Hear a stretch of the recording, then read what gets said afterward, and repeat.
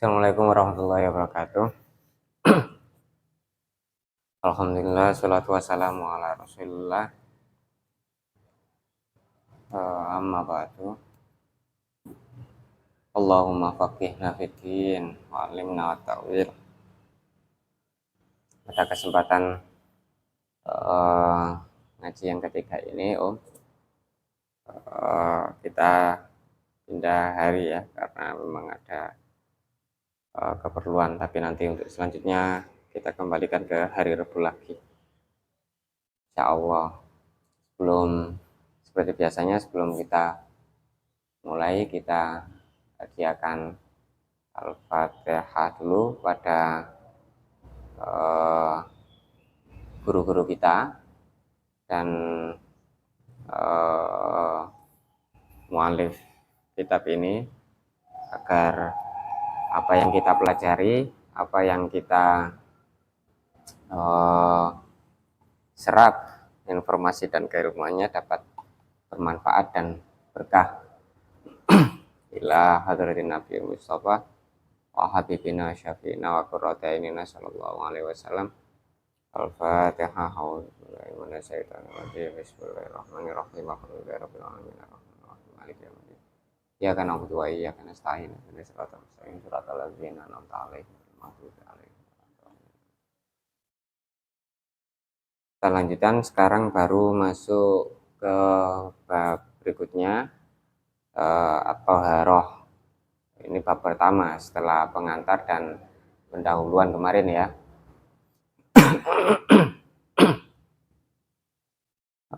Ini bab pertama, at-thaharatu. At-thaharatu lughatan an-nadhafatu wal khulusu minal adnas. Hissiyatan kanat kal anjas au ma'nawiyatan kal uyub. Jadi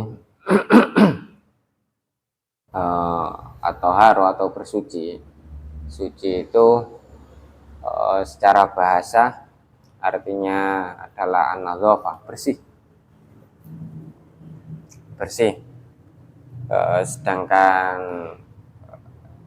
ya bersih dan jernih ya, jernih. Khulus, ikhlas, jernih. Jadi an-nadhafah bersih dan jernih dari minal adnas, dari kotoran-kotoran. Hissiyatan kanat kal anjas, seperti najis ya. Bisa itu kotoran ayam atau kotoran apapun itu, yang hissiyah, yang indrawi, yang bisa kita indra, seperti air seni atau darah, itu semuanya bisa kita lihat.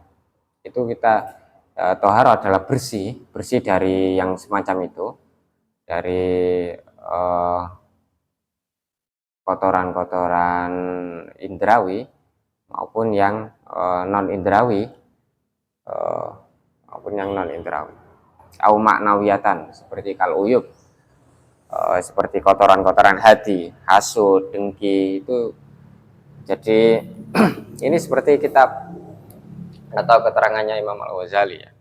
Jadi melibatkan dua dimensi sekaligus, antara yang batin sama yang tidak nampak, yang lahir. Jadi thaharah itu ada thaharah yang sifatnya indrawi seperti yang kita lihat ini, atau yang maknawi. Itu yang maknawi ya, yang nggak nampak ya, kotoran-kotoran hati itu. Atau juga kalau di fikih, kalau kita merujuk fikih, yang indrawi itu pun ada yang memang bisa dilihat, ada yang nggak bisa dilihat. Misal makanya ada najis hukmi sama najis aini. Jadi ada najis yang nampak seperti tadi itu air seni, dan ada najis yang nggak nampak. Misalkan air seninya sudah dilap gitu kan, udah kering, tapi itu masih posisi statusnya itu masih najis karena memang belum disucikan. Nah, tapi beda lagi ketika sudah yang tadi, yang indrawinya tadi, air seninya sudah dikeringkan, sudah dibersihkan, sudah disucikan. Ya, tinggal mensucikan yang hukmi. Setelah itu baru diguyur dengan air. Bukan masih ada air, masih ada zatnya, masih ada materi yang nampak, masih ada air seninya yang nampak, terus kita guyur. Kalau itu malah najisnya meluber ke semua lantai, atau ada kotoran ayam, atau ada kotoran hewan yang masuk musola atau masjid atau rumah kita, langsung kita guyur, ya enggak ya najisnya malah meluber. Jadi caranya ya dihilangkan najis airnya tadi, zatnya, materi najisnya itu dihilangkan, diangkat, baru kemudian setelah menjadi hukmi, baru kemudian disucikan dengan cara diguyur. Jadi yang indrawi sendiri itu ada dua makna.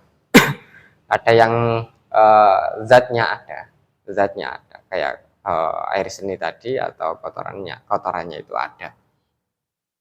Itu di sini termasuk hissi ya. Kalau definisinya mu'alif itu masih hissi ya. Sedangkan yang au maknawi ya kalau uyuk. Kalau di sini al maknawi ya kalau uyuk. Seperti kalau menurut mu'alif sini itu yang yang nggak nampak itu ya kayak kotoran-kotoran hati, itu juga perlu disucikan. Jadi melibatkan dua dimensi sekaligus, yang lahiriah maupun yang batiniah. Makanya ada istilahnya tajdidul iman.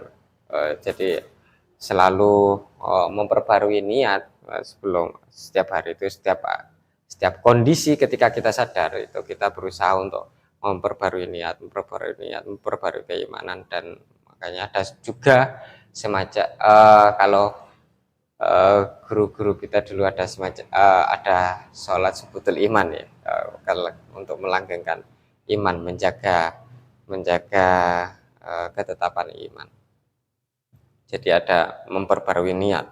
Selagi kita sadar, kita perbarui niat lagi, kita syukuri keimanan kita itu. Makanya kalau kita pernah membaca karyanya Ibnu Athaillah Sakandari itu, ada yang perlu disyukuri itu adalah kita bersyukur atas keimanan kita. Kita diberi iman untuk berislam, itu perlu kita syukuri. Sedangkan keberlanjutan iman itu juga perlu kita syukuri, dari detik satu ke detik berikutnya itu juga perlu kita syukuri. Juga perlu kita niati disunahkan ya, enggak harus ya ketika sadar. Makanya di situ ada istilahnya itu raf'ul hadas, atau ya raf'ul hadas, kita menghilangkan najisnya tadi itu, atau menghilangkan hadas, atau tajdid untuk memperbarui. Karena kalau tajdid ini untuk li'ajri sawab, mencari sawab, untuk memperoleh tambahan pahala lagi, untuk meluruskan bagian mana yang perlu perbaikan. Nah, itu at-thaharah atau bersuci secara definisi ya, bersuci secara definisi itu. Jadi secara bahasa tadi, definisi secara bahasa itu bersuci dari kotoran-kotoran najis maupun hadas yang nampak. Sedangkan secara yang nggak nampak, yang nampak tadi juga ada dua, yang indrawi, hukmi, dan aini ya, aini dan hukmi. Yang indrawi yang memang betul-betul nampak, dan yang indrawi yang tidak nampak, juga yang bersifat maknawiyah secara batin. Sedangkan thaharah secara syara atau secara istilah, secara syar'an, secara istilahi, itu adalah fi'lu ma tatawaqqafu alaihi ibahatun walau min ba'dil wujuh au sawabun mujarradun. Jadi secara syarat, secara istilah itu fi'lu ma tatawaqqafu alaihi ibahatun. Jadi perbuatan atau aktivitas kita yang menjadikan kita boleh melakukan sesuatu atau melakukan perbuatan atau melakukan perbuatan. Khususnya yang bernilai ubudiyah kayak sholat, tawaf, membaca Al-Quran, bukan membaca Al-Quran, yang menyentuh mushaf ya. Itu semuanya butuh untuk bersuci. Fi'lu ma tatawaqqafu alaihi ibaha. Jadi untuk ibaha, untuk boleh melakukan sholat itu butuh bersuci. Untuk boleh melakukan tawaf itu butuh bersuci. Jadi semacam ada itu tadi sesuatu yang menjadikan kita boleh melakukan ritual ubudiyah.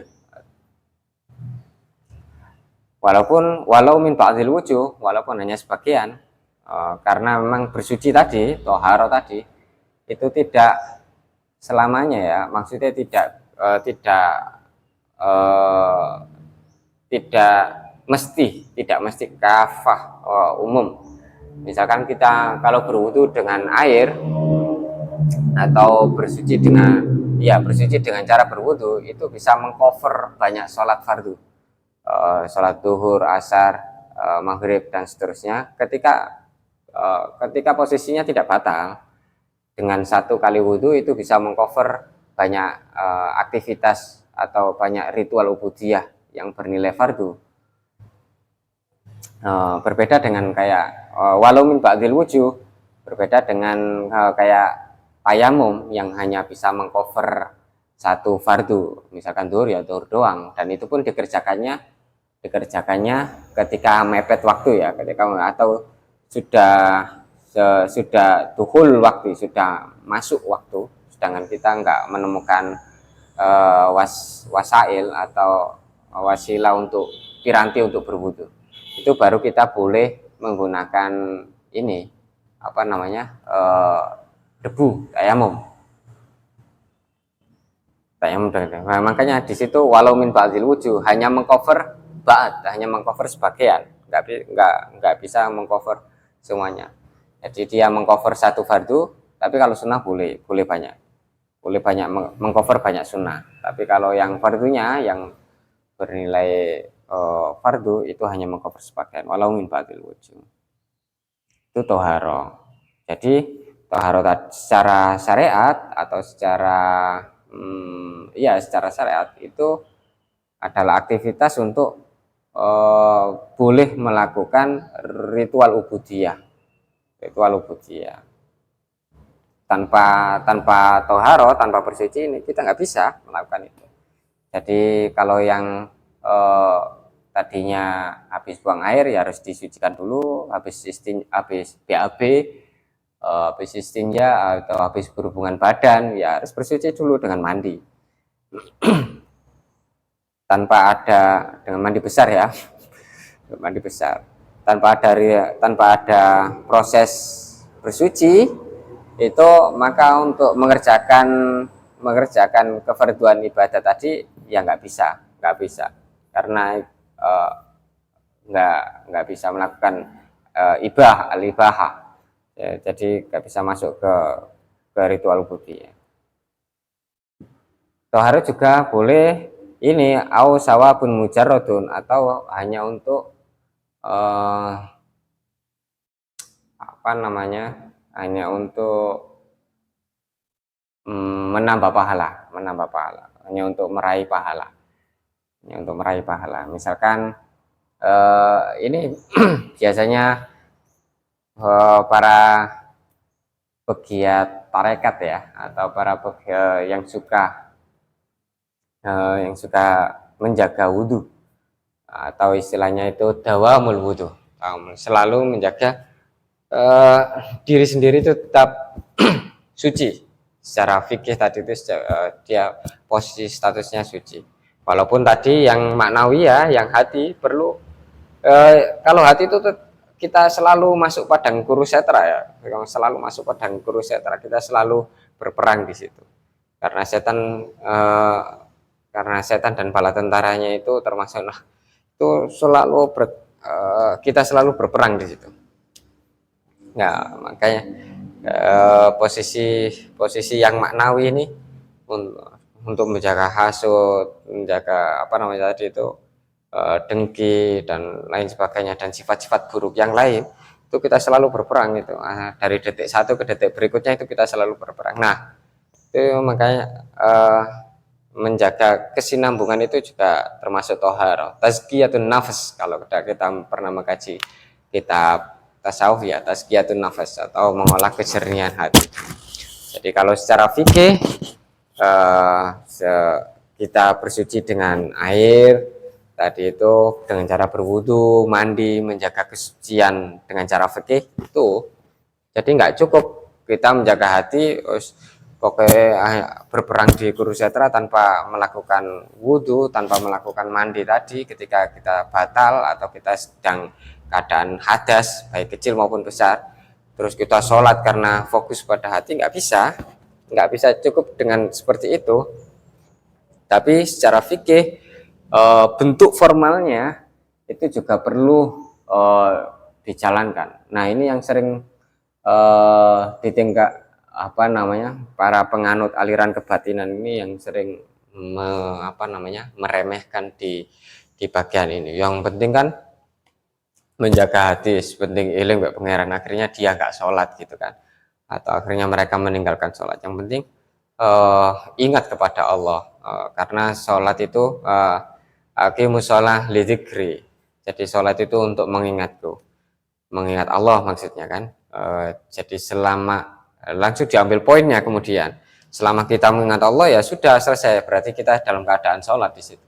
Nggak bisa seperti itu, karena Kanjeng Nabi Muhammad Shallallahu Alaihi Wasallam walaupun beliau itu suci ya, lahir dan batinnya sudah nggak diragukan karena beliau adalah rujukan kita, walaupun posisi statusnya sebagai Rasul, sebagai anutan, sebagai Kanjeng Nabi, hatinya terjaga suci, itu beliau tetap sholat, tetap melakukan ritual fikih. Ada proses bersuci dengan air wudhu, dengan proses-proses begitulah. Terus kemudian aqimus sholah lidzikri tadi menjalankan sholat, tetap melanggengkan sholat. Jadi ada bentuk formal bentuk ritual yang legal seperti itu untuk mengingat Allah. Jadi nggak bisa kalau misalkan hanya yang penting ingat Allah terus kemudian nggak sholat, itu nggak bisa. Karena Kanjeng Nabi Muhammad sebagai rujukan kita, walaupun hatinya terjaga, walaupun hatinya suci, itu tetap bangga melakukan sholat. Begitu juga dengan ini tadi, walaupun kita berusaha menjaga hati ya, berusaha selalu menjaga kesucian, al-khulus, al-ikhlas kepada Allah, tetap kita melakukan wudhu. Syukur-syukur tadi bisa dawamul wudhu, sehingga yang formal secara aturan legalistik, formalistik itu kita terjaga, memang suci, secara fikih kita suci. Secara batin kita selalu berperang untuk menjaga kesucian hati. Jadi dua hal itu, dua dimensi itu sehingga bisa berimbang antara yang di sini tadi itu istilahnya itu an-nadzafa wal khulus minal adnas,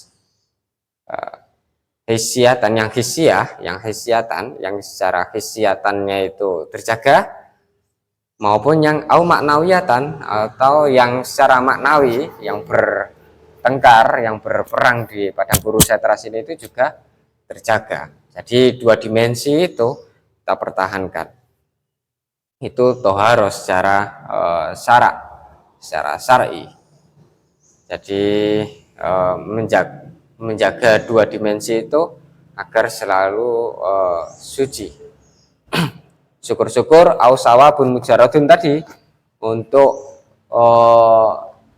berusaha tetap suci, Jadi ketika nggak harus nunggu waktu sholat baru kita wudhu. Jadi nggak harus nunggu waktu tawaf baru kita wudhu. Jadi ketika kita batal, kita wudhu. Habis BAB kita wudhu. Habis apa namanya kamar mandi ya diusahakan wudhu. Sehingga koneksi kita terhadap Allah tadi itu selalu dalam keadaan suci. Karena apa? Karena ketika itu terjalin koneksi sama suci, karena Allah itu memang zat yang bersih ya, zat yang suci dan suka yang bersih-bersih, suka yang suci. Itu sehingga koneksinya itu lancar, nggak ada hambatan. Jadi jaringannya itu jaringan lancar, nggak ada nge-lag ya kalau dalam apa namanya yes, nggak ada nge-lag, nggak ada loadingnya, nggak ada loadingnya, langsung bablas. Ini loadingnya, speednya itu cepat. Karena apa? Karena kondisinya memang suci. Jadi antara sholat sama aktivitas keseharian itu semuanya dalam keadaan suci, sehingga koneksinya cepat. Koneksinya cepat. Hati kita harus cepat. Nah, apalagi ketika aktivitasnya itu diniati untuk ibadah. Misalnya kita sekarang ini ngaji, kita niati ibadah. Karena kita dalam keadaan suci langsung nyambung. Karena kita dalam keadaan suci langsung nyambung. Terus misalkan kita yang lagi kerja atau sampean biasanya roan gitu kan, roan kerja bakti itu ketika diniati ibadah untuk ya ini tadi untuk an-nadzafah, untuk bersih-bersih, niatnya untuk ibadah, hatinya tadi berusaha menjaga al-khulus, al-ikhlas, jernih, sedangkan posisi dirinya tadi itu dalam keadaan suci. Nah, yang kerjakan sekarang lagi roan misalkan, atau habis ini lagi roan, atau lagi kerja bakti bersih-bersih, maka cepat, itu juga bernilai budi ya, cepat, nyambungnya cepat, tanpa loading. Maka tadi ausawabun mujaradun, maka untuk menggapai al-muraqabah, untuk menggapai kedekatan kepada Allah, untuk meningkatkan kualitas kedekatan kepada Allah itu semakin cepat. Karena posisi diri itu sudah suci, hati berusaha menjaga kesucian, terus yang aktivitas-aktivitas keseharian kita itu kemudian kita niatkan ibadah, kerjanya untuk ibadah, kerja baktinya untuk ibadah, belajarnya untuk ibadah, apapun itu, tidurnya untuk ibadah, makannya tadi diniati ibadah, karena tadi posisinya kita sudah suci, hati sudah berusaha untuk fulus, bukan fulus ya, bukan fulus, tapi fulus, ikhlas. Jadi makannya kemudian diniatkan untuk ibadah, maka proses muraqabah kepada Allah, koneksi untuk menjalin kedekatan kepada Allah itu semakin mudah, malah semakin cepat. Nah, itu nggak bisa ditinggalkan dimensi yang maknawiyah atau dimensi yang hissiyah atau yang lahiriah. Jadi keduanya harus berimbang. Islam itu sumul, nggak bisa diambil satu doang. Sebab yang tasawuf doang nggak bisa, atau yang fikih doang pincang. Jadi harus keduanya atau ketiganya itu harus menjaga keseimbangan itu, Ini bagusnya di situ. Jadi menjaga keseimbangan baik yang lahiriah maupun yang batiniah, nggak bisa kesampingkan. Jadi yang lahiriah, yang maknawiyah sudah ya, itu yang bisa kita kaji pada bab toharo ini. Untuk selanjutnya wasailu toharo wa maqasiduha kita lanjutkan pada pertemuan berikutnya. Semoga apa yang kita kaji pada kesempatan hari ini bisa menambah informasi bermanfaat buat diri kita sendiri, buat keluarga, dan juga buat teman-teman kita atau sekitar kita. Mari kita tutup kajian kita dengan doa kafaratul majelis ya. Allahumma fa'alna bima 'allamtana innaka antal alimul hakim. Subhana rabbika rabbil izzati amma yasifun wa salamun alal mursalin walhamdulillahi rabbil alamin. Subhanaka malam tanah innaka antal alimul hakim.